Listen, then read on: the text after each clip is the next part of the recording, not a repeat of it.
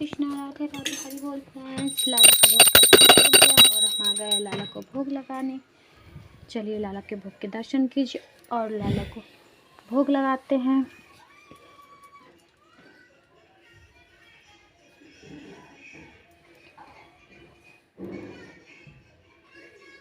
Friends, आज गोवर्धन पूजा थी, ये सब आप जानते ही हैं। और गोवर्धन के पीछे कौन सी कहानी है आज मैं आपको बताऊंगी। क्या इसके पीछे कौन सी कहानी है। एक बार ऐसे हुआ था कि सारे गोकुलवासी पूजा की तैयारी कर रहे थे और वहाँ श्री कृष्ण जी आ गए।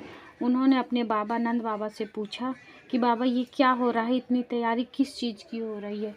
तो नंद बाबा बोले कि बेटा लल्ला, ये इंद्र देवता की पूजा की तैयारी हो रही है।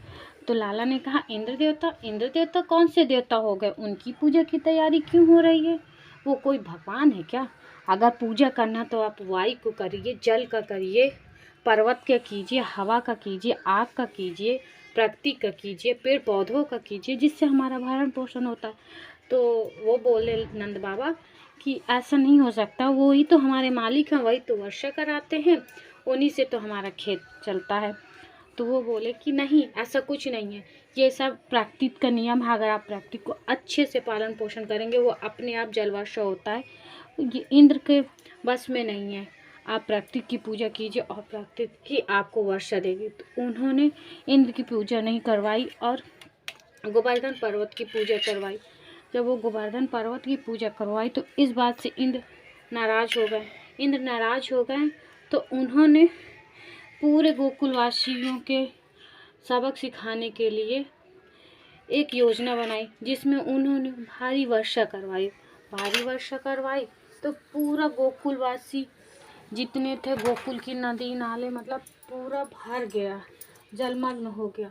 अब जलमग्न हो गया तो वहाँ सब चीज़ बहने लगे, गाय बैल घर जितने भी थे सब बहने लगे और सब त्राही त्राही मान करने लगे और लल्ला को चिल्लाने लगे, लल्ला आज ये तुम्हारी गलती है जो आज हम लोग को भोगना पड़ा। लल्ला ने कहा मेरी गलती कुछ नहीं है, मैंने सही जगह सही चीज़ बताई।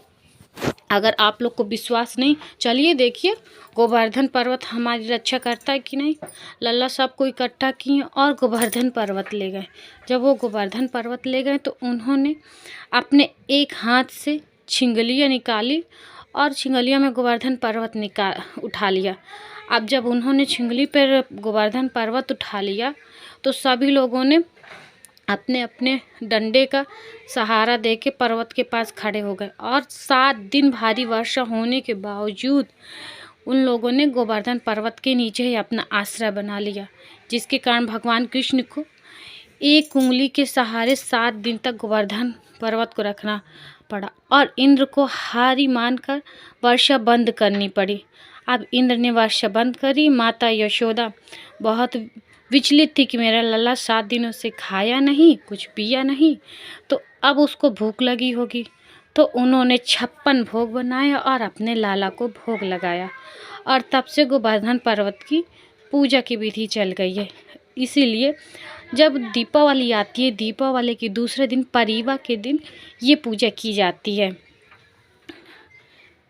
और इसको सभी लोग करते हैं। गांव के लोग तो ख़ास तौर से ही करते हैं और जो मतलब ये कह सकते हैं जो कृष्ण भगवान जी के कुल के थे, जैसे यादव कुल होता है ना, तो वो लोग ज़रूरी करते हैं। वैसे तो करना सबको चाहिए क्योंकि ये भगवान जी ने एक सीख दी है कि प्रकृति की पूजा करना क्यों ज़रूरी है।